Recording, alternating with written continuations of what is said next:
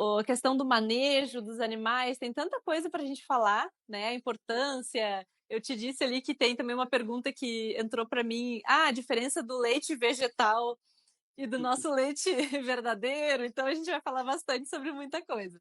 Mas primeiro, Neylor, queria te agradecer, primeiramente, né? Agradecer o presente, vocês me mandaram o doce de leite ali através da Carol.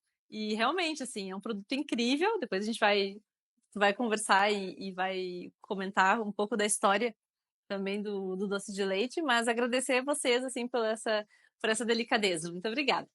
E por ter aceitado o convite, né, de estar conversando aqui hoje. Merece, merece. É uma satisfação para nós conversar contigo. E a gente já segue há um tempo. Eu é, era um consumidor, sou um consumidor ativo de podcast, então quando eu viajava ainda, num outro trabalho, os agronautas estavam sempre me acompanhando ali do Olha carro. só. Então, Agora nos abandonou, então? Ou ainda tá? não, sigo acompanhando em casa, mas não com a mesma intensidade, né? Porque Sim. quando tu pega bastante estrada, a estrada favorece muito tu escutando Ajuda, né? podcast, né? Não, é É, fantástico, fantástico. ajuda. Tu sabe que eu tava com um agora, também tava ouvindo um podcast com a da Lígia Pimentel, que eu adoro, né? Sou E, fã e, dela. E era um podcast de 3 horas. E no final, quando eles falaram, chegamos a 3 horas, eu disse, nossa, eu não senti. Eu não percebi, porque quando é gostoso, né, e a conversa vai fluindo, tu vai ali aprendendo tanto e curtindo, realmente. E dirigindo, é um for- então, e é um formato que te dá autonomia de escolher os temas, né? Então, eu já nem eu escutava quando eram muito curtos, né? Porque quando tu vai fazer um tiro mais longo, tu quer ir absorvendo o máximo sobre aquele tema que te interessa. tu vê. Exato, eu também penso assim, eu também gosto. Eu gosto de uns podcasts mais longos. Ah, mas que bom, que bom. E, bom, se tu quiser, então te apresenta, Neylor. Não vou aqui falar do produto, eu quero que tu conte um pouquinho da história do que vocês pensaram aí. Legal, legal. Bom, meu nome é Neylor Constantino Fontoura, eu sou médico veterinário, né? Sou pai da Maria Eugênia, casado com a Natália, tá? E nós moramos aqui na propriedade, tá? A propriedade se chama Fazenda Pai João, ela vem da família da Natália, mais especificamente da família da mãe dela, né? E nós vivemos aqui, nós criamos a nossa filha aqui, no meio dos animais. A fazenda tem a exploração de grãos, né? Soja, através de parceiros, terceiros. Uhum. E hoje também fazemos a exploração de bovino de leite. Nós temos uma história, nossa história não é nada convencional dentro do leite, né? Porque nós viemos de um histórico familiar, tanto eu como a Natália, de gado de corte, inclusive profissionalmente. Ou o Leonardo Entendi. está dizendo que o meu microfone está baixo. É, bom, pra mim tá super bom, Léo. Pra mim eu tô ouvindo ele bem, mas aproxima um pouquinho, Neylor. Vamos ver se melhora. Pois é, vamos ver. Eu coloquei os fones, de repente só se eu tirar o fone. Bom, Vamos vamos ver, Léo, qualquer testar. coisa avisa. É, qualquer coisa eu aviso. Bom, vem então, nós viemos de um histórico de gado de corte, né? Aham. E eu, quando fiz intercâmbio na Argentina, tive oportunidade de conviver de uma forma muito intensa com o gado de leite, porque eu morei na região de Santa Fé, que hoje, naquela época, já era a maior bacia leiteira da Argentina. E consegui ver o quão avançados eles eram no sistema de produção. E naquele momento era totalmente a pasto. Hoje eles já têm grandes confinamentos também na Argentina, tá? Naquela região, mas era basicamente pastoreio em alfafa, tá? E Uhum. suplementação com silagem de milho também, né? Mas era muito pastoreio com alfafa. E quando voltei, a gente sempre trocou ideias de como rentabilizar melhor em áreas menores, porque aqui é Júlio de Castilhos, né? É uma região que Sim. é muito assediada pelo soja. E, e a exploração do setor não adianta. Tu tem que tentar fazer o que mais rende nessa tua área mesmo. Isso faz parte, é um ciclo econômico que faz parte, e dificilmente as pessoas conseguem fugir disso, né? Então, o que a Claro, gente tenta fazer é tentar fazer as coisas, unir os teus desejos, os teus sonhos, as tuas aptidões com a melhor forma de fazer as coisas, né? E nós resolvemos fazer essa migração, né? Do gado de corte para o gado de leite, né? Hoje a gente já está há 10 anos nessa história e foi uma curva longa de aprendizado, sim, muitos erros, alguns acertos, e como sempre, né? Porque não adianta. É sim. fazendo as coisas acontecer que a gente aprende, né? Mas lá na Argentina tu estava principalmente focado no gado de corte, isso? Não, eu fui com esse intuito. O Tá, meu intuito quando eu fui para lá foi esse. Eu cheguei lá, a realidade se impõe, né? E a sim. realidade que se impôs para mim foi que praticamente um raio de 200 quilômetros onde eu estava morando não existia gado de corte, era só gado de Só leite. E um leite. gado de Aham. leite de ponta, com indústrias, Uhum. de leite em pó. Enfim, aí eu comecei a fazer estágio com alguns professores, eu sempre fiz muito estágio, e saí visitando vários campos, várias propriedades, sempre rodando com ele. Então a Sim. gente acaba se apaixonando também e colocando um outro olhar, porque naquela época não era, quando eu fiz intercâmbio, não era, a gente tinha até uma visão um pouco distorcida do gado de leite. E claro que o setor e a própria exploração mudou muito de lá para cá, sabe? Evoluiu muito, mas nós tínhamos sim uma visão um pouco distorcida, sabe, do que era a exploração do gado de leite. E hoje estamos aí já há 10 anos dentro da atividade. Que legal. Nossa, muito legal. E a ideia do. Acho que teu áudio melhorou, porque o Léo não falou mais nada, mas acho que tá bem bom. E a Não, ideia. avisa aí. E o leite vocês vendem direto para cooperativa, é isso? Sim, nós somos produtores cooperados, nós Aham. fazemos parte da Cotriju, aqui de Júlio de Castilhos, que é uma das cooperativas donas da CCGL, que é a grande central de cooperativa do estado que está sediada em Cruz Alta, né? Sim. Nós entregamos o leite para eles e sempre tivemos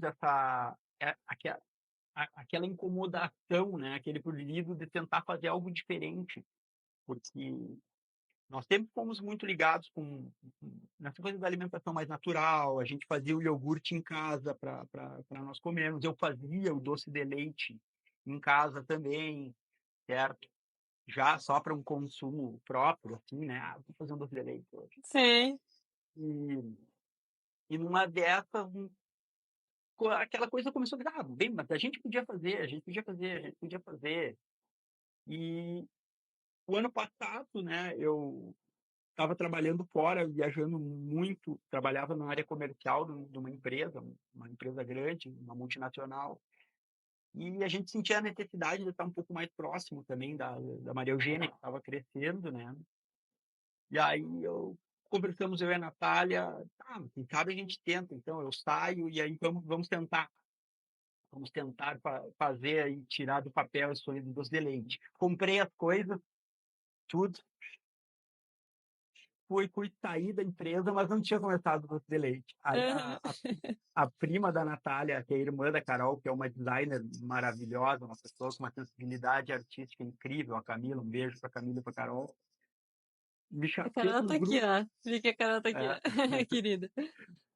a Camila fez um grupo de WhatsApp, só eu, a Natália e ela. E aí, e o doce de leite, estou esperando. Ó, Aí, deu uma pressão. aí ela botou uma pressão, nós não, vamos fazer, porque total, as coisas já estão aqui, eu já saí do Sim. trabalho mesmo, então vamos começar, né?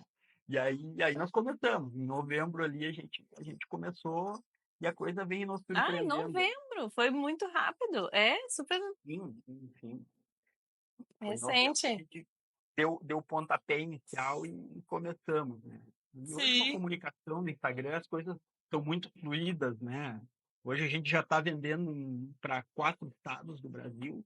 Olha só, A gente já que tem legal. alguns revendedores aqui no estado, já tem pessoal me procurando de São Paulo, de Santa Catarina. Paraná, para ter nossos revendedores. E estamos Sim. aí, Ah, que mas legal. nessa aventura maravilhosa. Ah, é muito bom, né? É realmente muita coragem, assim, empreender, porque daí eu fiquei pensando agora, tu falando do doce de leite, eu fiquei lembrando e imaginando a questão de certificação, questão sanitária, de como que funciona, porque alimento a gente sabe que é complicado, né? Alimento artesanal tem mais essa dificuldade. Como é que funciona, assim, Neylor, essas...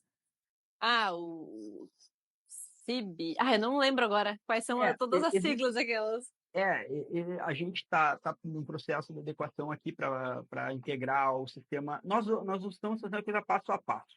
Tá? Uhum, Nós estamos até com o apoio da Emater. Os dias participamos de um evento da que Emater bem legal. legal, depois eu posso comentar contigo. Eles estão nos auxiliando aí nessa parte de adequação para o sistema de inspeção municipal, que é Uhum, o que a gente trabalha. Tá? Mas existem no Brasil três níveis de inspeção, né? Uma inspeção municipal, uma inspeção estadual e uma inspeção federal. Né? Nós estamos tentando nos adequar no IT, porque a gente tem que começar, né? O feito claro, é melhor que o perfeito, né? sem dúvida. Então a gente está com a coisa da Emater nessa parte da adequação aí da inspeção municipal. Ah, que legal, que legal. E com essa inspeção daí pode já mandar para outros estados, isso? Não, a situação é assim, ó, como que funciona? Olha, isso é uma característica muito comum do produto artesanal, né? O produto Uhum. artesanal, ele começa localmente, atendendo uma demanda muito local e regionalizada, e depois, alguns por questão de reconhecimento, enfim, de qualidade, o assédio comercial começa, as pessoas começam a querer levar para A fora, né? demanda, aham, É. Então, hoje, até uma coisa que está acontecendo agora é, nesse exato momento, por força de um decreto aí, do Poder Executivo, de tentar equivaler a, a esses tipos de inspeção, está criando bastante polêmica entre os grupos que trabalham com produtos de origem animal. Umas forças dizem, não, isso vai enfraquecer a qualidade dos produtos, pode trazer riscos à própria segurança alimentar das pessoas, né? O controle dos sim. alimentos, na verdade, o que eu acho uma besteira pessoalmente. Eu trabalhei, eu não comentei contigo, mas eu trabalhei durante 10 anos com controle de qualidade de alimentos, tá? Ah, Para uma Logo que me formei, comecei trabalhando com isso aham. para uma grande rede de supermercados, né? Então tive bastante contato e a turma gosta de uma lei, gosta de Numa controle, assim, burocracia. tá? Gostam de uma burocracia. Uma Aham. discussão, até a gente estava justamente sobre esse tema, uma vez eu lancei, assim, nós tínhamos um grupo de, tipo, 60 veterinários do Brasil inteiro, eu falei assim, o problema Uhum. do Brasil é que nós temos burocratas metidos a técnicos e técnicos metidos a burocratas, tá? E sobre isso aí, na verdade, vou colocar bem as claras, é essa Uhum. questão aí da equivalência dos inspeções municipais com o CISB na, nas inspeções, tá? Que o pessoal está criticando. Eu acho que isso, na verdade, é uma medida liberal Uhum. e não deveria criar tanto espanto, porque isso já aconteceu. Na pandemia, por decreto estadual, nós tivemos equivalência das inspeções municipais e eu não ouvi Sim, de nenhum surto de saúde pública por produtos de origem animal, seja por leite ou carnes. Então, nós já passamos por isso. sim.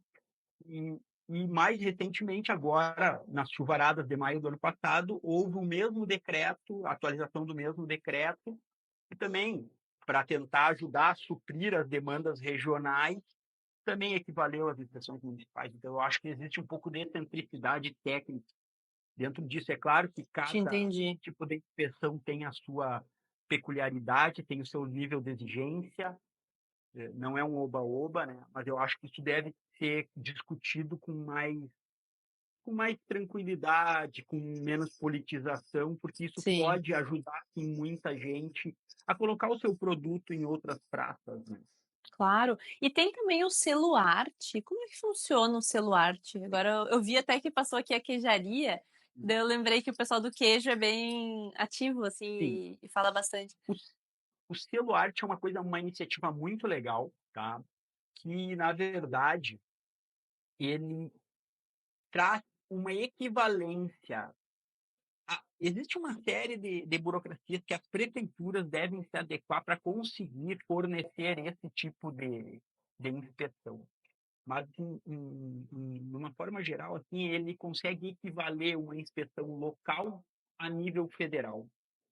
Ah, tá. Então, ele amplifica muito. Então, Daquele tá. é, seria como assim, se a prefeitura passasse a adotar critérios da inspeção federal e isso possibilitasse, então, que aqueles produtores que conseguem, sob a auditoria, não só da sua Hum, inspeção local, mas também da inspeção federal, eventualmente, e com algumas comprovações de autocontrole. Hoje, tudo isso está indo muito para o lado do autocontrole, tá? Eles consigam acessar mercados a nível nacional, o que é uma coisa claro, muito boa, né? com Inclusive certeza. internacional, porque, se eu não me engano, já tem produtores de celularte exportando. Tipo o CIF, assim, vira Tipo, pula como se tipo, fosse um ci legal. exato. Ah, que legal. Bem, é uma Ah, muito iniciativa bem bom. legal, e aí só um sonho, né? Esse é o sonho Sim, grande, poder sim, chegar em nível aí de celularte, não teríamos barreira. claro. Porque, Ah, por muito enquanto, bom. está a situação. A pessoa quer comprar, eu estou aqui, olha, estou te vendo, mas a gente envia via transportador, enfim, pela Claro. lei, pela regra fria, tu não poderia sair do limite do teu município, né? Uhum. Sim, te entendi, te entendi. E como funciona essa parte, assim, tem alguns temas aqui que a gente vai tocar e também se tiver alguma pergunta, pessoal, aproveitem aqui para ir me perguntando. Mas eu acho assim, falamos do doce de leite, do leite, e como fica o leite cru nessa história? Quando a gente fala às vezes de queijo, algumas pessoas relacionam, né? Ah, dá para fazer queijo com leite cru? E como funciona assim no dia a dia de vocês? Vocês tomam leite cru, não tomam? Eu vou colocar só um comentário que o Paulo Cerati colocou aqui, que é um amigo querido lá de Uruguaiana, que Ah, produz um queijo autoral maravilhoso. Para mim, é um dos melhores queijos autorais que eu já experimentei. E ele colocou aqui que o Selo Arte também valoriza o trabalho artesanal. E essa é a moral do Selo Arte, tá? Antes, só de a gente entrar nesse outro tema, que é tentar levar para um público maior essas características únicas dos produtos artesanais. Então, é ter realmente uma valorização desse produto, amplificar essa chegada desse produto, claro, mostrando essa claro. qualidade, Não, esse fica. terroir dos produtos. O Paulo é da Canto? Acho. Isso, da Canto. É, da Canto. Ah, é ótimo. Nossa, eu adoro o queijo dele. Não, um trabalho O trabalho deles maravilhoso. é lindo, é verdade. Cara, sobre o leite cru, isso é uma polêmica que não é só aqui, né? Isso é no mundo inteiro, porque tu tem países que tu consegue comprar leite cru, o pessoal coloca um standzinho, uma casinha na porteira da fazenda, tu vai ali com a tua garrafinha, Isso enche aí. o self-service, larga o dinheiro e vai embora. E tá tudo bem. Nos Estados Unidos deu uma polêmica muito grande porque eles são federados e alguns estados permitem, outros não, Uhum, né? E existem verdadeiras guerras sobre isso, inclusive entre os técnicos, né? Por conta do risco sanitário, né? Olha, eu posso te falar da nossa experiência familiar aqui, tá? Nós só tomamos leite cru porque a gente produz, nós sabemos o que nós produzimos. Nós temos um controle sanitário total das nossas vacas, nós somos uma propriedade fechada, somos uma propriedade certificada, livre de brucelose e tuberculose, já há alguns anos, certo? sim. Utilizamos somente inseminação artificial e uma fonte possível de alguma entrada de patógeno Contaminação. poderia ser Uhum, por via, enfim, reprodutiva. Então, existe uma série de cercamentos, né, sanitários que a gente toma, né, sem falar de todo o cuidado sanitário que a gente tem, de vacinações, de Todos os anos as vacas são revisadas, a gente coleta sangue de todas as vacas, se retesta todos 100% dos animais todos os anos. E a Natália, eu, a minha esposa, a minha sogra, a minha filha toma leite cru desde os 2 anos de idade. Tá? Que legal. E nós, pessoalmente, muito pela segurança que nós temos, nós não vemos um problema nisso, sabe?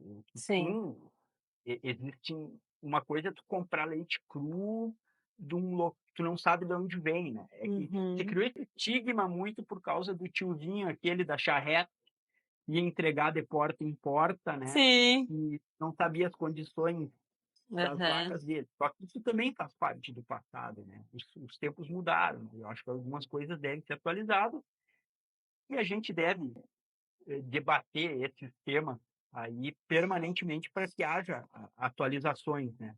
Uma coisa que, por exemplo, não vou, o leite fluido, consumo de leite fluido é uma coisa bastante polêmica. Mas olha o ponto que chega as coisas que nós tínhamos o caso do queijo da canastra, para mim é emblemático. Nós tínhamos um queijo que ganhou a maior premiação de queijos do mundo na França. Ele foi para a França contrabandeado dentro de uma mala, entrou dentro do concurso, escondido dentro de uma bolsa, e quiseram fazer uma sala especial ali para os jurados poderem avaliar o queijo, porque ele entrou totalmente irregular, inclusive no concurso, certo? Que E ele loucura, ganhou né? ele ganhou o concurso e nós não tínhamos legislação que suporta. Então, assim, nós temos o grupo dos maiores especialistas de um produto no mundo que estão coroando aquele produto como o melhor do mundo naquele momento. Sim. E nós, no nosso país, nós não tínhamos na época uma legislação que suportasse a produção daquele produto. Então, aquele queijo ele era totalmente irregular do ponto de vista legal e era comercializado a tonelada para os grandes Uhum. mercados de São Paulo e Rio de Janeiro. E sem falar da própria Minas Gerais, Sim. né? E isso gerou uma repercussão tão grande que depois foi feita uma atualização na nossa legislação que foi incluída a possibilidade de produzir queijos a partir de leite cru. Só que isso é muito recente. Olha, isso deve ser coisa de, eu não sei, que tem 10 anos atrás, 15 anos atrás, que foi isso. É muito Que recente. pode. Imagina. Assim, toda uma cultura láctea que Minas Gerais tem, que é riquíssima, estava à margem da lei. Por quê? Por uma falta de entendimento, De por uma falta de entendimento, entendimento é. desse E, tema, e e nós dos estamos muito. bons, e dos bons, o que me preocupa, assim, o que eu acho interessante, talvez as pessoas não se percebem, que os bons pagando por aqueles errados ali no meio. Sempre vai ter pessoas fazendo alguma coisa errada, mas daí os bons que estão fazendo um produto maravilhoso, fazendo arte, né? Já diz até o nome do selo arte aí, fazendo esse queijo aí do Paulo, do pessoal que pagando o preço, né? Pagando essa questão burocrática em cima, porque tem, eventualmente pode ter algum problema. Tá bem, mas tem que ser É, as coisas têm que ser colocadas às claras, como foi feito no caso exato, do queijo da exato. canastra. Não, foi feito, então vamos fazer uma normativa. Ó, o queijo tem que ser feito assim dentro desses critérios higiênicos, ok? Tem que cumprir Isso aí. minimamente esses critérios higiênicos. Ele precisa ser maturado no mínimo por 30 ou 40 dias, porque você sabe já, hoje é cientificamente, que todos esses possíveis patógenos eles estariam totalmente inativados a partir desse período de cura. Então, assim, não oferece Sim, mais um risco sanitário a partir desse período. Então, a gente tem que ser um pouco mais flexível, porque é a questão também, depois a gente vai começar a entrar na qualidade de alguns produtos que são mais exato. artesanais e uma qualidade do produto. Vamos chegar em dois exemplos extremos, então, seria o leite UHT e um leite comparado com leite somente pasteurizado, que já é uma coisa boa, ou mesmo um leite cru, que hoje é totalmente proibido no nosso país. Não é possível se Não vender é leite possível cru. revender. É, vender. Não, E fala, não fala existe as possibilidade. diferenças. porque eu acho que o pessoal às vezes não sabe bem as diferenças desses que tu mencionou. O Sim. UHT, o pasteurizado. O UHT é o famoso leite de caixinha, né? Ele é um leite que ele passa por um processo de superaquecimento e superresfriamento, esse processo, ele infelizmente, ele traz uma segurança muito grande, mas o leite é um organismo vivo. Ele tem uma série de lactobacilos, de leveduras, de bactérias que são probióticas. Eles ajudam na nossa, na nossa saúde, né? Inclusive na nossa imunidade, evitam doenças, diminuem muito o problema de quem tem problemas respiratórios alérgicos, já existem muitos relatos que diminuem isso. Por quê? Porque quando tu consome o teu trato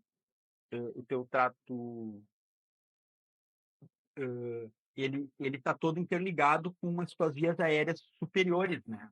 Então, quando ocorre essa repovoação, aí ele atinge do teu trato gástrico, ele consegue atingir também as vias aéreas.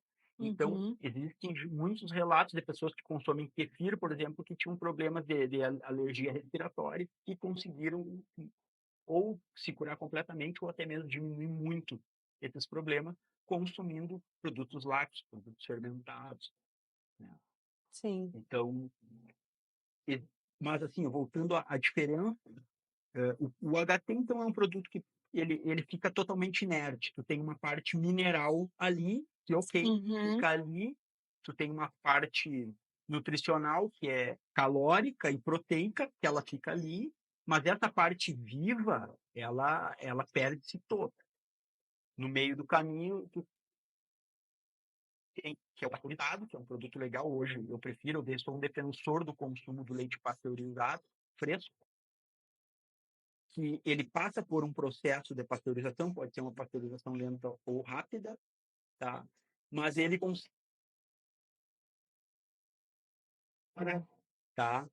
Viva ainda. Então ele é um leite melhor. Qual é a desvantagem dele? Ele tem uma baixa durabilidade. O shelf life dele é pequeno. Então, por isso Tá, que às vezes as pessoas preferem comprar o HT, porque ele dura indeterminado, dentro da tua casa, claro. 6 meses, né? E Deu o uma, shelf life é a... deu uma cortadinha para mim, só repete quando tu disse que diminui digamos, o que tem de bom ali, aquelas bactérias boas ou coisas boas, diminui um pouco isso, não fica É, inerte. ele não é um leite totalmente inerte, ele consegue manter um Uhum, pouco desses lactobacilos, dessas isso, bactérias, dessas leveduras ainda, tá? E consegue eliminar as ruins, tá? Então, por isso que entendi. ele é considerado um leite muito seguro, o leite pasteurizado. Que fica na parte assim refrigerada, digamos, no Exato, supermercado, ele tem quando a que ser gente vai. refrigerado e ele tem Uhum, vida curta, ele tem isso, a validade dele é no máximo uma semana, 5 dias. Então, por isso sim, que às vezes dificulta um pouco o consumo e até a mesma exposição por parte do supermercadista. claro. Preferem estocar numa O HT, prateleira ali, um produto que dura 3, 4 meses ali, bem tranquilo, né? claro, Então, claro. E agora que a gente isso, está falando de diferenças, eu acho que talvez seja uma dúvida aí do pessoal, mas não tão lembrando. E o A2A2, que a gente está vendo cada vez ah, mais aparecendo muito, aí. E daí tu já muito fala bom. também da raça das vacas, para a gente já, É, já comentar sobre isso. quando eu estou com conversas informais com amigos, assim, essa é uma das maiores questionamentos que eu recebo É, né? Tá sobre o bem. computador.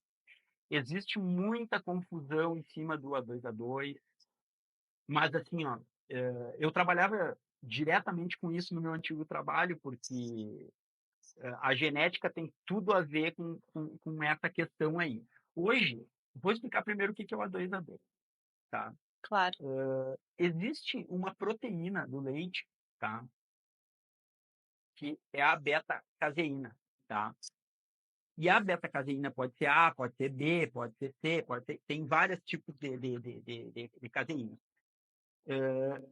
As mais comuns são A e a B, tá? O que acontece? Com, com estudos, descobriu-se que, bom, lembra que tem algumas pessoas que têm uma maior dificuldade de digerir o leite. Isso é um fato. Uhum, E isso é uhum. genético, tá? Isso está muito bem mapeado hoje pela pesquisa. Asiáticos têm uma maior dificuldade, pessoas que têm origem do Mediterrâneo não têm tanta dificuldade, os anglo-saxões têm outra. Então, assim, tudo vem dessas linhagens, tá? Então, isso é uma questão genética, essa dificuldade de digestão do leite, tá? Isso é um fato. O que você descobriu? Olha só, existe intolerância à lactose e existem algumas pessoas que estão alérgicas à proteína, que isso é uma coisa bem mais grave, e existem pessoas que têm algum desconforto, alguma dificuldade simplesmente de digestão. Então, são coisas diferentes em níveis diferentes. Descobriu-se que quando leite proveniente de vaca que tinham só essa beta-caseína A2, ou seja, ela recebeu um gene de beta-caseína A2 do pai dela e um gene de beta-caseína A2 da mãe dela, ou seja, ela é homozigota para essa característica dessa proteína do leite que ela vai produzindo. Esse leite tinha uma digestibilidade mais fácil nessas pessoas mais sensíveis, certo? E isso foi um tema muito importante, porque o leite é um produto muito consumido no mundo inteiro e interfere diretamente na saúde das pessoas, né? Com isso, o que passou a se fazer? As empresas de genética, que são provedoras de material genético, que são as distribuidoras do material genético, passaram a selecionar dentro dos rebanhos das suas grandes cooperativas. O ramo da genética ele está ainda muito na mão dos produtores, tá? Diferente do suíno ou da ave, que está na mão de grandes grupos, o material genético. No gado de leite, não. O material genético está na mão dos produtores ainda. E esses produtores, na maior parte deles, estão cooperados, são grandes cooperativas, gigantes cooperativas, e eles não abrem mão, sabe? Porque eles são apaixonados por aquilo que eles fazem, e eles são donos do negócio, eles são donos das vacas, são donos da cooperativa. Sim.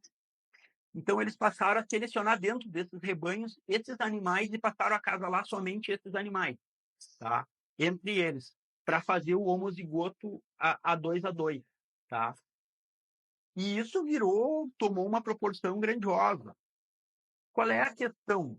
Isso, felizmente, para uma questão de tempo, com a massificação, com o aparecimento de cada vez mais touros com esses genes, com essa característica A2, ou seja, homozigoto para essa proteína, com o tempo, provavelmente, 99%, 95% do nosso rebanho vai se tornar todo A2.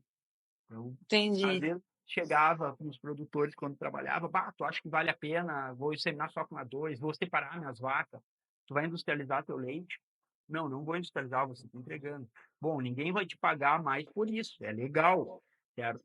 Só que isso é uma coisa que vai acontecer ao longo do tempo, porque é uma tendência do mercado. O mercado está buscando cada vez mais produtos genéticos com essa característica 2.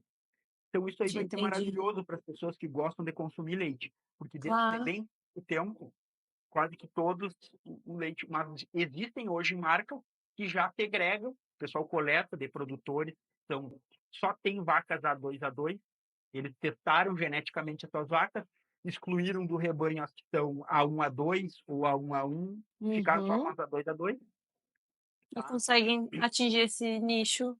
Atender esse nicho que é muito legal, né? Porque tem a ver com a saúde, com a facilidade de digestibilidade das pessoas e tal. Claro. E você faz um marketing muito forte, vem um marketing muito forte com essa questão Sim, do apostador. E sim. é uma coisa legal, uma coisa importante. E para mim a notícia boa é que isso aí, com o passar do tempo, vai se tornar a regra, não a exceção. Claro, claro. E não é uma raça diferente, né? Então, assim, tem uma vaca holandesa, como é que funciona a questão das raças? Que o pessoal Tem, acho que sempre pensa e pensa assim, vaca branca de pintinha preta, pensa só naquela vaca.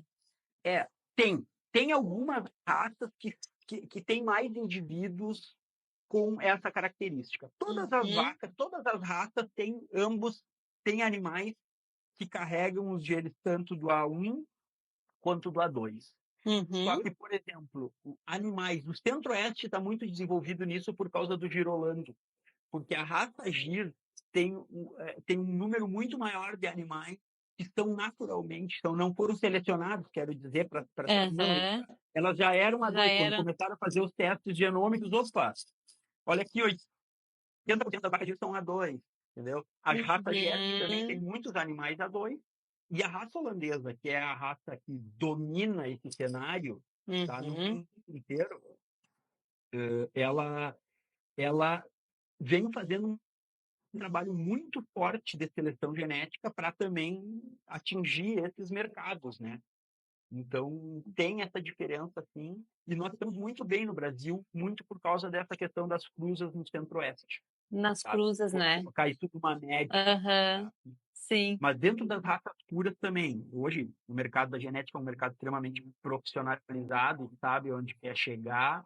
Então, isso dentro de bem pouco tempo aí, pode ter certeza que tu vai abrir um catálogo de touros e quase todos vão ser adoradores. É rápido, É muito, muito muito rápido. legal, muito legal.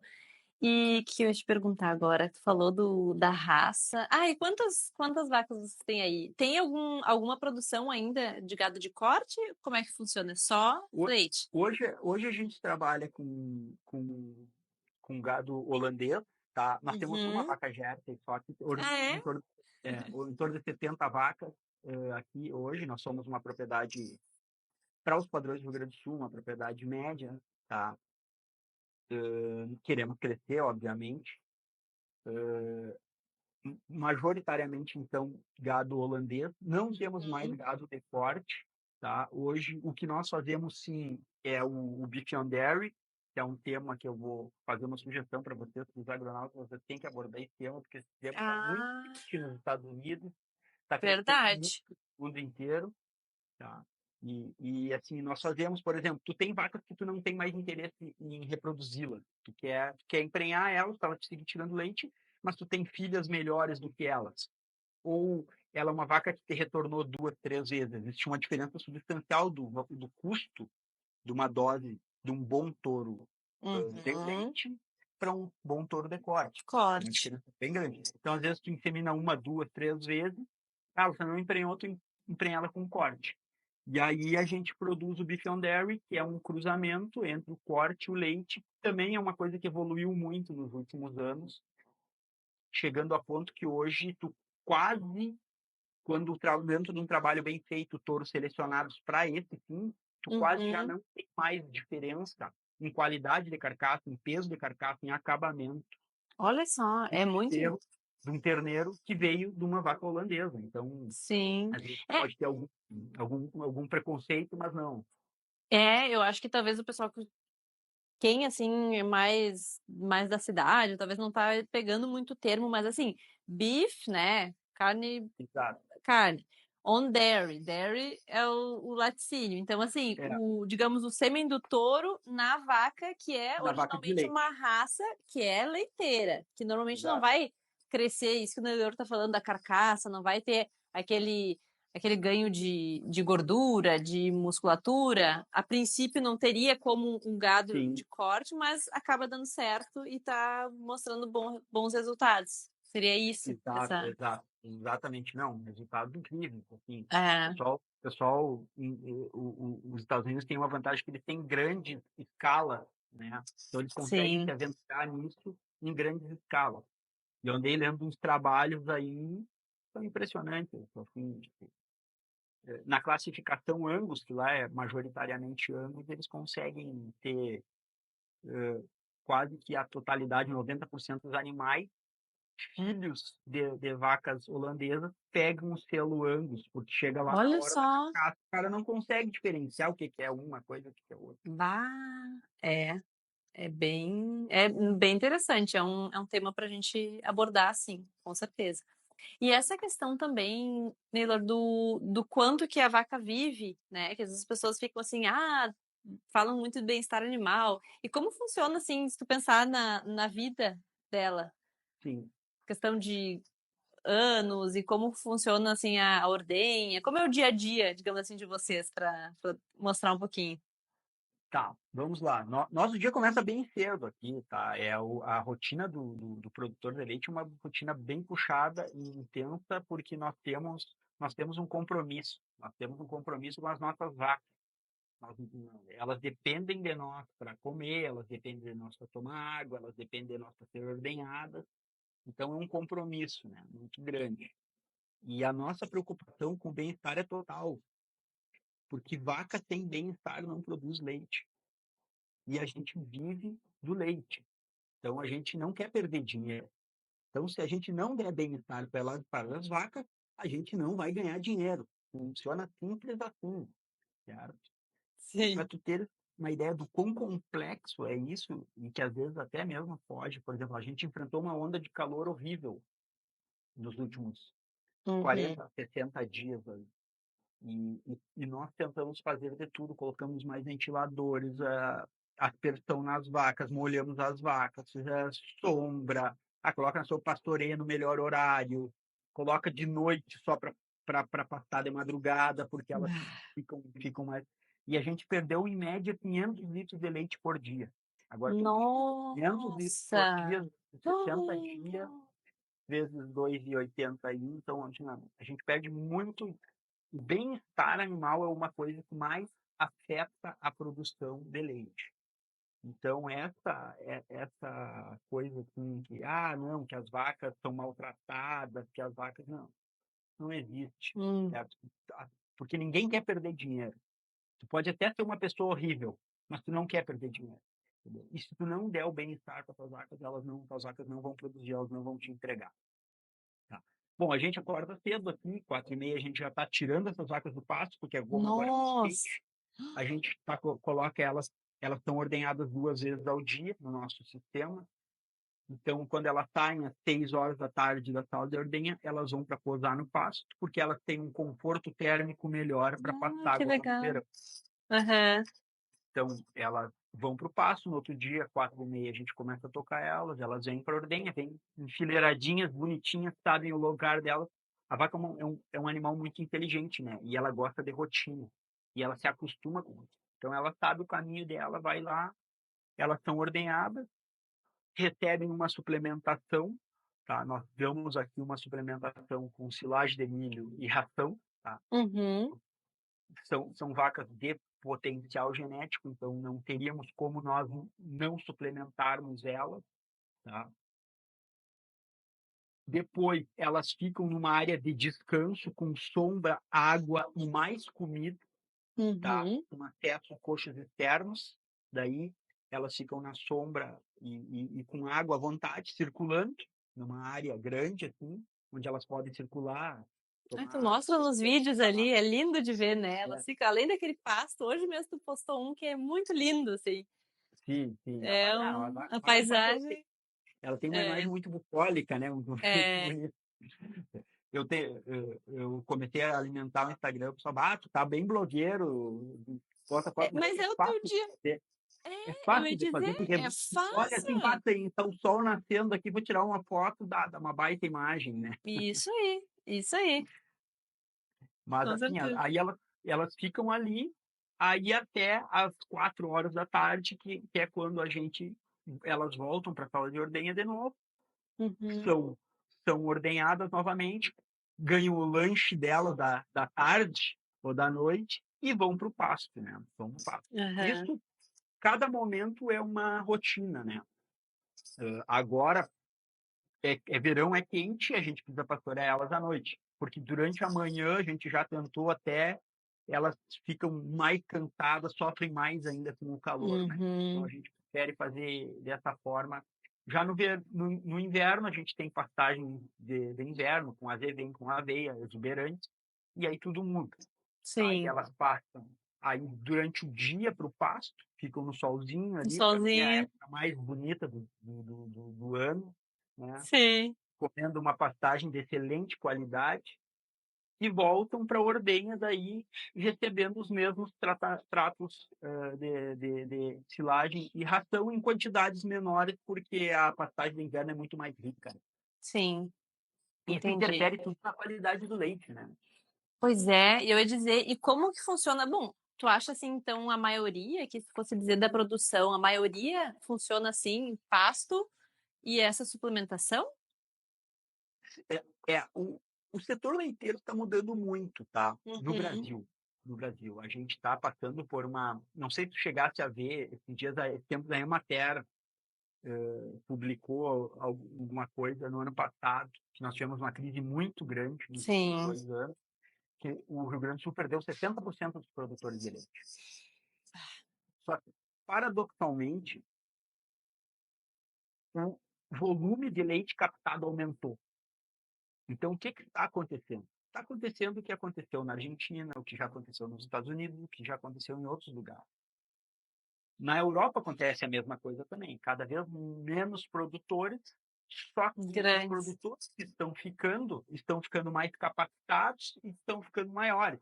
Uhum. E um produtor de 200 vacas com 40, 42 litros de leite, ele consegue produzir por muitos produtores de 10, 20 vacas que nunca vão chegar nessa média de produção. Isso se deve única e exclusivamente ao mérito desse cara que Mérito. Sim, se sim. estruturar, conseguiu dar um bem-estar melhor para essas vacas, conseguiu dar uma nutrição melhor para essas vacas para conseguir essas médias. Então está acontecendo uma certa mudança nesse sistema de produção hoje no Brasil. Então, o que a gente está vendo é cada vez uma diminuição maior desse sistema pastoris e Sim. um aumento desses sistemas confinados, tá? E aí existem tipos de confinamento. Tem desde um cristal, que que tem boxinhas, as vacas circulam, deitam numa caminha com areia, e Uhum. o compost bar, que é um composto de serragem enorme, tudo aberto, e as vacas deitam ali, é a coisa mais linda de tu ver. É, Cada um com seus prós, seus contras, seus custos, sim. tá? Nós ainda estamos mantendo esse nosso sistema semi-intensivo a pasto, tá? Uhum. Até quando acharmos que for necessário, quando pudermos, enfim. Mas à medida que tu cresce, uma coisa é a tal da dor do crescimento. Fica mais difícil tu manter um número grande de animais a pasto, Sim. porque existe todo um deslocamento de animais, existem corredores que tu tem que reformar de tempos em tempos. Não, nem tudo são flores. Claro, claro. Tu Mas o leite a falando. pasto tem umas vantagens muito grandes, né? O que quer dizer? Não, pode falar das vantagens. Eu estava lendo outro dia sobre algumas vantagens, né? Por exemplo, a relação ômega 3 e ômega 6 do leite a pasto, né? O leite a pasto ele tem muito mais ômega 3, né? A relação ômega 3 e ômega 6 Uhum. dele, na verdade, é mais ideal. Ele tem mais ômega 3, ou seja, que é a relação ideal, que diz que é 2:1, né? Assim Sim. como a carne do campo nativo tem mais ômega 3, o leite produzido a pasto também tem mais ômega 3. Ele tem mais ácido linoleico conjugado, que é o famoso CLA, né? Que está Uhum. associado com o aumento da imunidade, com o aumento de saúde cardíaca e prevenção de câncer, né? E especificamente desse CLA, as vacas a pasto têm 125% a mais do Olha que as só, outras seguros de trabalho. É que legal. impressionante. E ômega 3 até 50% desses sistemas tradicionais, que são sistemas fechados, né? Isso foi um Sim, estudo americano, né? sim. Que legal. Então, É, e quando a gente fala, e ainda mais no pasto, é muito parecido, na verdade, com a carne, quando as pessoas falam da questão ambiental, por exemplo, tá no pasto, então quer dizer que aquele pasto ali, para crescer, ele sequestrou carbono, também tem isso, né? Todas essas é, vantagens a gente pode colocar ainda em cima. Tem essa sim, questão do sim. ômega 3, ômega 6, tem isso do crescimento e a questão da eficiência que tu falou muito bem e comentou dessas diferenças. Eu lembrei, era isso que eu ia comentar, eu lembrei muito de alguns trabalhos que eu via lá na Austrália, porque lá eles têm um trabalho bem forte com o pessoal ali da Ásia. Então, por exemplo, Indonésia. Eu tinha uma colega que era da Indonésia e um colega australiano. E eles estavam fazendo um trabalho conjunto e as diferenças de produtividade das médias ali leiteiras na Austrália e da Indonésia era algo assim inacreditável. Eu não lembro agora os números, mas era assim, 100 para a Austrália e 10 para a Indonésia. Falava, Sim, tá, mas sim. como? Eles mostravam as fotos e os vídeos de como eles iam buscar o pasto, não tinha nem espaço direito, eles botavam pasto nas motinhos, assim, numas bicicletas, andavam com Sim. aquele pasto até chegar na vaquinha, sabe? E na Austrália tu olhava, tipo esse freestyle, esses outros que tu comentou, assim, umas coisas assim maravilhosas, né? Primeiro mundo. Então, assim, essa questão de adaptação e melhoramento, assim, tá acontecendo numa velocidade Não, bem. não tem mais espaço para amadorismo, né? Tudo hoje é medido, tudo é estudado e vai acabar ficando quem conseguir se adaptar melhor Sim. claro, e manda quem assina o cheque. A gente está tendo uma diminuição muito grande de sistemas de produção a pasto, mas a gente também não vê nenhum tipo de uma iniciativa de valorização da indústria, por exemplo, de promoção de animais a pasto, como existe nos Estados Unidos, tem Pois tá? é. Algumas cooperativas que se especializaram Uhum. somente em ter, sabe? Isso a gente ainda carece aqui. Então, Sim. o que que tu tem hoje? Iniciativas de marketing no leite, promovendo o leite A2A2, Uhum. promovendo leite tipo A, que é outra coisa que a gente não comentou aqui, que o pessoal confunde às vezes o A2 com o tipo A. O tipo A é um produto que é simplesmente industrializado dentro da propriedade. Então, Sim. ele não viaja para ser industrializado numa fábrica, né? Uma fábrica fica dentro da propriedade, é uma produção menor, é uma produção mais próxima, tu tem menos chance de ocorrerem contaminações, menos chance de ter uma degradação das próprias características do leite, né? Uhum. Então, você tem um marketing muito grande em cima disso, mas não Sim. existe, eu pelo menos desconheço qualquer iniciativa hoje, seja de produtor individual ou de laticínios, que promova essa questão do leite a Do pasto. Apasto. Pois é. Até porque ele é bem difícil de ser produzido. Sim, Não. exato. E uma coisa que eu ia te comentar, que eu vejo assim bastante, né? Até porque eu compro muita manteiga. Então eu fiquei assim indignada quando saiu aquele rótulo do alto em, e daí aparece lá, né? Tem três opções do alto em. O pessoal já deve ter visto agora. É açúcar, sódio e gordura saturada. Eu até Sim. brinco que quando tem o alto em gordura saturada É bom. é o bom, é lá que Eu, eu vou, né? assim, eu acho um horror isso. Antes, eu estava fazendo uma revisão aqui da nossa conversa e dos comparativos de leite, porque o leite sofreu a mesma coisa que a manteiga sofreu, que o ovo sofreu, que a Uhum, banha do porco sofreu, né? Todo esse estigma daquela falácia da gordura saturada, o leite uhum, também sofreu. sim. E o que ainda existe, as pessoas estão começando, assim, ó, a comunidade científica está dizendo assim, tá bom, o leite realmente ele não é ruim, ele pode ser bom, tá?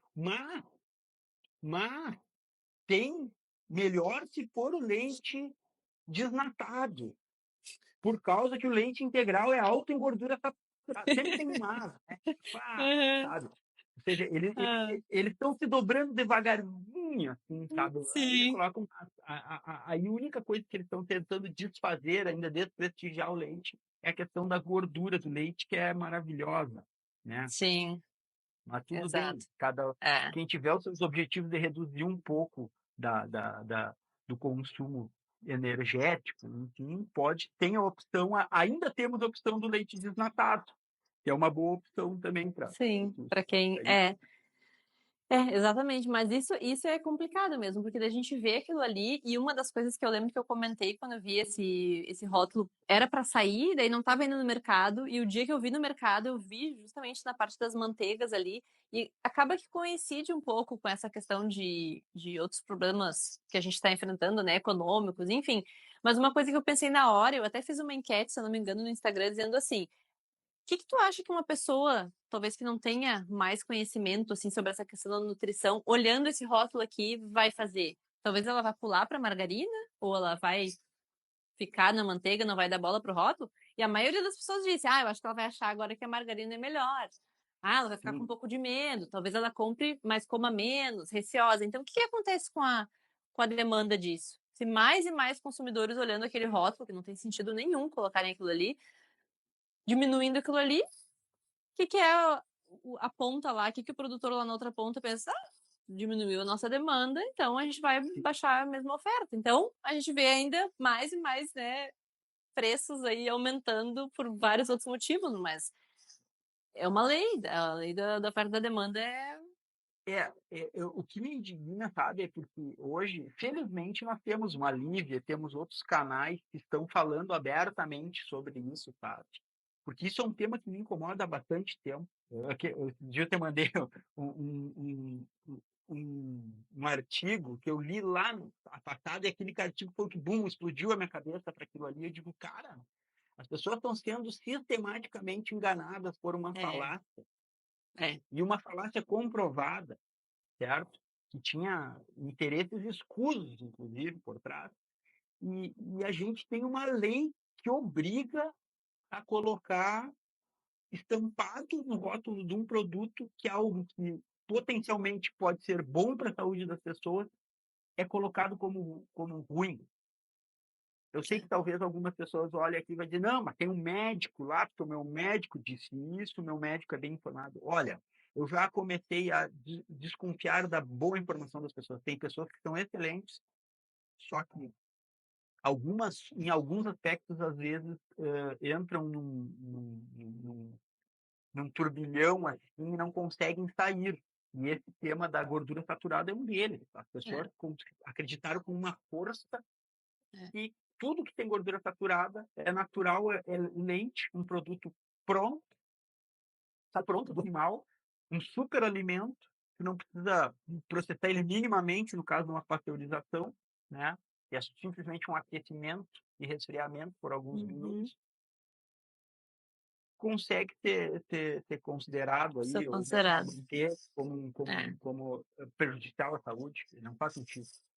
Não, isso é bem, para quem quiser, né, não, ainda não viu aqui eu falando, tem até um destaque que eu botei ali, gorduras, eu falo bastante, mostro bastante um livro, pena que não tá aqui, mas o nome é Gordura Sem Medo, que fala justamente sobre essas questões, e é quase que o histórico, assim, é um baita de um livro, mas ele conta tudo isso, tintim por tintim, e explica por que que assim como o Leonor falou, como que a gente chegou nesse ponto, assim, de vilanizar uma coisa que não tinha nenhum sentido. E outra coisa que eu acho interessante é quando colocam do lado do sódio. O sódio também tem essa questão aí bem errônea, inclusive. Tem um livro que fala especificamente sobre isso, que é The Salt Fix. Não tem traduzido ainda.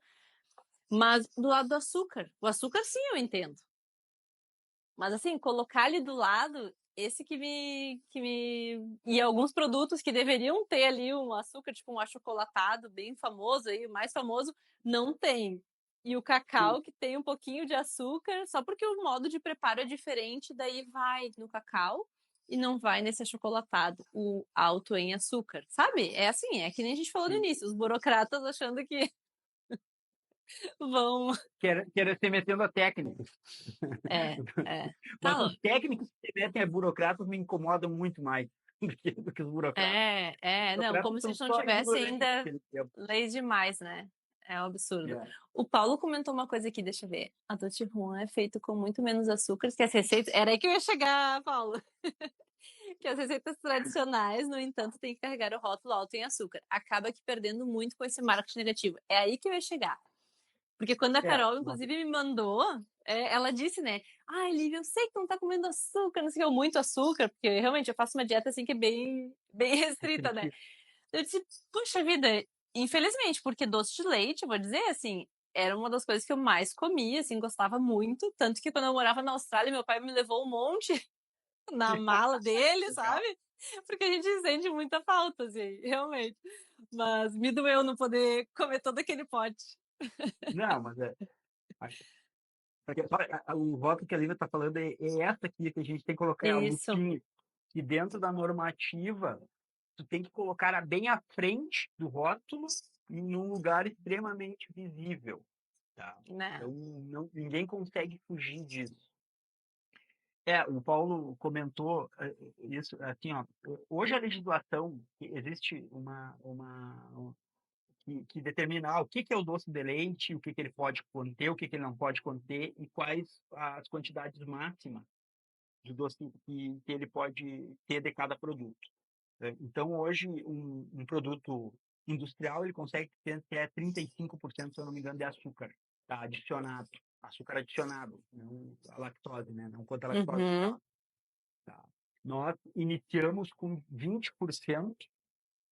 E aí fui fazendo e fazendo as minhas tentativas aqui. Cheguei à conclusão que a gente consegue fazer com menos. Chegamos a 18%. E a Natália já está me incomodando insistentemente para mim vir para 16%. Né? Olha só. Só que, então a gente usa praticamente quase que a metade do convencional. Claro que cada receita é uma receita, eu não sei o que cada um usa, Sim. entendeu? O nosso, nós usamos uma inclusão que nós chegamos assim, ó, no mínimo. E se a gente conseguir diminuir para 16%, nós vamos diminuir. Porque Uhum. o processo de fabricação do doce de leite, ele é uma alquimia, né? Ele é uma reação que vai acontecendo ali durante o cozimento.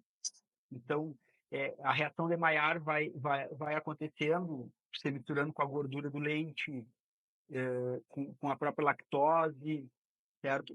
E ele vai pegando aquela cor, vai pegando aquela cremosidade, vai perdendo a água que ele tem e vai concentrando esses Uhum. açúcares, né? Uhum. E isso tudo interfere no resultado final, entendeu? Então, o Claro. nível de açúcar, o nível de gordura do leite. Então, por exemplo, o doce que eu estou fazendo agora, com certeza não vai ser o mesmo que eu vou fazer em junho, quando as vacas estiverem passando azevém e aveia, porque algumas características vão se modificar. E eu tenho que me Sim. adaptar no meio disso para tentar entregar o mesmo sabor e a mesma consistência, tá?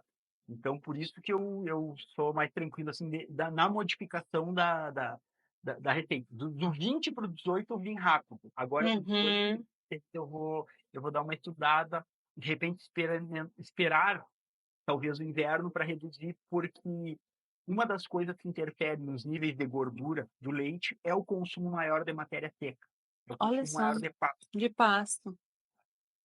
E tanto que nós tivemos um problema, a gente faz análises do leite semanais aqui, então o nosso percentual de gordura diminuiu por causa do calor, porque as vacas não conseguiam comer, elas tinham a vontade ali, que eu Mas senti ali, não. elas não conseguem comer porque é muito quente, elas ofegam Sim. muito, a Queridas. vaca sofre muito no calor. Então, talvez no inverno a gente ainda consiga reduzir ainda mais esse teor de açúcar aí, conforme tiver o nosso percentual de gordura, né? Agora eu fiquei pensando, será que dá para fazer com esses adoçantes assim mais tradicionais, não tradicionais, desses mais atuais, tipo, tem o xilitol, o eritritol, que eles não são aquele gosto forte, sabe? Fiquei pensando agora se dá essa mesma Po- poss- consistência. Possivelmente sim. Esse tempo de uma pessoa, uma seguidora tua, entrou em contato comigo, perguntou se eu não tinha tentado usar açúcar de coco. Ah, Não, ainda não, porque teria que testar e ver qual é que é o resultado. Eu, de uma sim, forma geral, eu tenho uma certa resistência com esses adoçantes, viu? Eu olho eles com uma certa desconfiança. Eu sim. acho um pouco não é que eu seja um defensor do açúcar cristal, açúcar de cana. Ah, te Eu vejo entendo. ele como um pouco mais natural, entendeu? Então, dentro do meu ponto de vista, sou um pouco mais reticente com o uso de adoçantes, Sim, entendeu? Então, eu prefiro ainda seguir pela linha da redução de um açúcar que claro, eu claro. conheço Isso aí. do que usar algo que eu não conheço, porque eu realmente entendo zero Sim. dos adoçantes, entendeu? Então, Claro. Não, com certeza. Eu fiquei pensando assim pra mim, porque às vezes eu fui fazer aqui um sorvete, daí em vez de botar o açúcar ou botar mel, eu coloquei um pouco desse adoçante, mas daí como o paladar, como eu não tô comendo no dia a dia, mesmo aquele pouquinho ali já adoça. Então, sim. mesmo do adoçante tu come pouquinho, então tem essa questão também, né? O paladar vai ajustando. Mas é muito bom assim, nossa, de Tu ter sabe que, reduzido. que eu tenho uma coisa para falar sobre isso, sobre o açúcar natural do leite. E eu era viciado em açúcar. Eu era uma pessoa viciada em açúcar. Tá? Meu nome é Neylor, eu era viciado em açúcar. E quando eu comecei a simplesmente eliminar, cortar o açúcar de tudo que eu podia, Uhum. um belo dia eu falei para Natália, eu digo, Natália, sabe de uma coisa? Eu descobri, depois de quase 40 anos que o leite é doce. Eu não sabia, porque eu comia açúcar Meu desde Deus. criança, que o Aham. leite era doce. Aí, nós já produzindo leite, eu passei a cortar o açúcar. Eu digo, cara, eu dessensibilizei o meu paladar Uhum. para as coisas naturalmente doces. Então, assim, tu vê, eu tinha quase 40 anos e eu não, para mim, eu colocava açúcar no É com leite café para com adoçar, leite, né? É. sabe? Colocava Só vou tudo mexer aqui que necessário. eu tô ficando sem bateria. Eu vou mexer só pra poder Tá. carregar, mas pode continuar. Não, é isso aí. E são algumas coisas são naturalmente doces, né? E a gente acaba realmente adoçando demais. Mas o doce de leite, para fazer ele, para ter a reação de Maillard, a gente tem que acrescentar um pouco mais de açúcar e concentrar, né? Mas o Sim, que eu sempre sim. digo é o seguinte, o que me chama atenção dentro da nossa página do Instagram, a quantidade de pessoas com, que levam um estilo de vida mais saudável que nos seguem, certo? Acho um pouco também por essa nossa relação, que nós somos um produto diferente, um produto que ele é produzido na fazenda mesmo, o leite é daqui, essa relação com as vacas, com o ambiente, tudo, certo? E o que eu sempre lembro às pessoas que o doce de leite ele é uma sobremesa. Sim. Ele não é um ele não é um alimento para te chegar. Às vezes as pessoas me mandam foto, viu, Lívia? Chega o potinho na casa das pessoas, as pessoas me mandam uma foto, pá, pote lá na metade já. Eu digo, nossa, achei que ia durar mais um pouquinho. Ah, isso aqui já foi. Tá? A nossa ideia não é essa. A nossa ideia é que as pessoas tenham um consumo consciente, porque também nós somos Sim, consciência dos níveis calóricos que o produto tem, que é característico dele, né? sim. Mas ficamos felizes, com certeza, que as pessoas gostam e tudo mais. Só que a gente tenta fazer a nossa parte, né? Tentar reduzir ao Claro, máximo essa inclusão aí, claro. sem perder E o sabor. também, e também tu pensa assim, né? Entre estar comendo o doce de leite de vocês, que tu sabe essa origem, tem três ingredientes, não é? 3 ingredientes: Leite, açúcar leite, e o. açúcar e uma pitada de bicarbonato de sódio, que é só um. Imagina! Daí tu pega outro lá, aquela lista enorme, ou pega outra coisa que a pessoa ia comer igual e ia comer doce, se come doce de leite desse jeito. É, a questão das pastas, pasta de amendoim, pasta de aveia. Eu estava dando uma pesquisada, por exemplo, se for pegar a pasta Nutella, que é o mais famoso, que as pessoas comem até no pré-treino. Teve agora uma Hum, onda, doce de leite no pré-treino. Tem uma amiga que é Nutri e é nossa cliente, uma querida ela, e ela sempre me fala assim, Neylor, eu quando fazia nutrição, eu sempre falava, para que vocês comem pasta? Compre um doce de leite, é melhor, é mais natural, é nossa daqui, e é muito mais claro, saboroso, tá? claro. Não, e óleo, E né? a Óleo gente, de semente, tudo que a gente sabe que vai nesses produtos. O que tem menos ali não, é. a lista é enorme, a lista é enorme do É, produto, e a concentração também calórica é simplesmente o dobro, sabe? Então, tu não, tá colocando um monte de coisa ali que não vai te ajudar, sabe? é. Mas é uma coisa que ficou, entrou na moda, né? Sim, sim. É, mas realmente essa questão do marketing, assim, dessa parte, eu não sei se existe, né? Talvez para o leite, que nem a gente comentou, a gente não tenha visto, não tá vendo isso ainda, mas provavelmente vai começar, assim, vai ter que surgir, porque tinha nos Estados Unidos uma vez uma campanha que foi bem legal, né? Que eles Sim, faziam assim com aquele bigodinho do leite, depois. sim, sim. Então, acho que Como aqui é que é o nome podia, da campanha? aqui o pessoal, assim, seja as cooperativas, ou seja, explicar essas questões, porque aquela gordura, aquele alto em gordura saturada ali é Não, brincadeira. como é que era o nome da campanha? Eu tô tentando Eu acho que lembrar. era Got Milk o nome. Got Milk, Got Milk. É, É isso. é, Sim, sim, sim. Eu acho que poderia sim, né? Nós temos ainda uma cultura baixa de consumo de lácteos. Eu estava comparado com outros países mais envolvidos, a França é um expoente de consumo de lácteos, os sim. Estados Unidos também são expoentes. Eu estava pesquisando sobre o próprio consumo de doce de leite e o Brasil tem um grande consumo de doce de leite. bem atrás da Argentina. Os argentinos consomem em média 4 quilos de doce de leite per capita por Ah, é? pessoa. É, Olha 4, só. 4 quilos ano. O Uruguai, 3. A gente está no 2. Vamos ver se a gente consegue alavancar aí.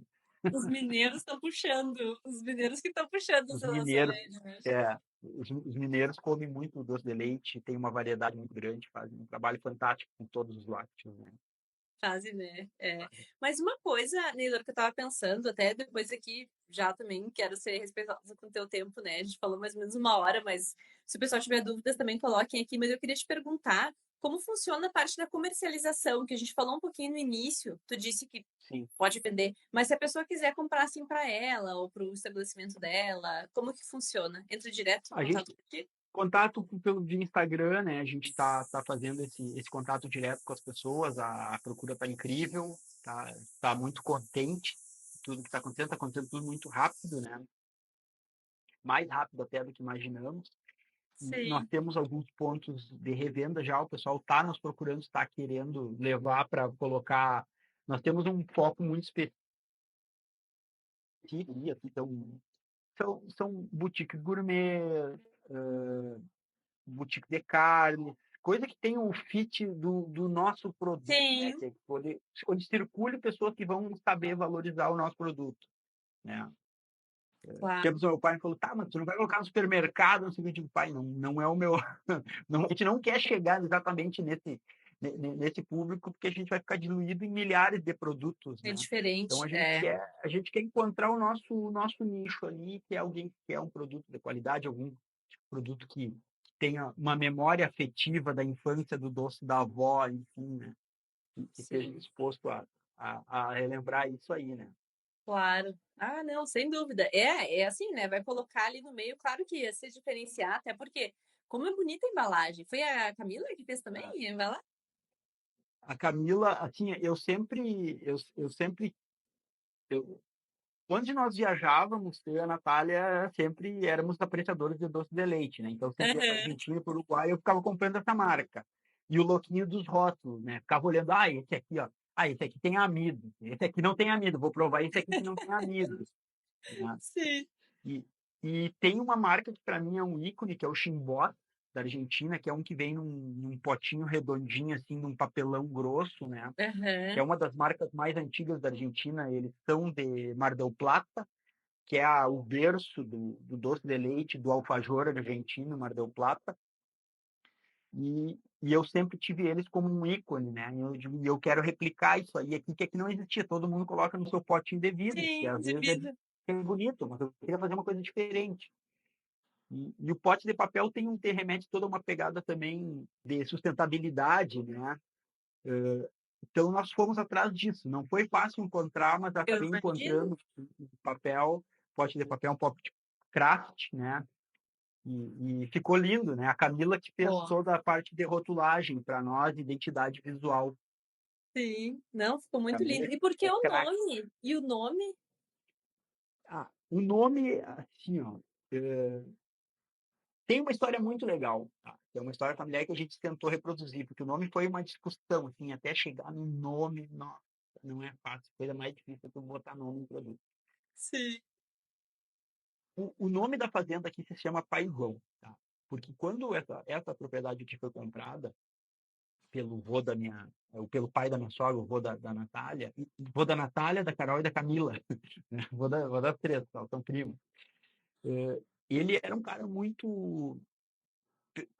para frente, assim, um cara muito ativo nos negócios. Hoje eu estava conversando com a minha sogra sobre a história dele, uma história de vida muito bacana.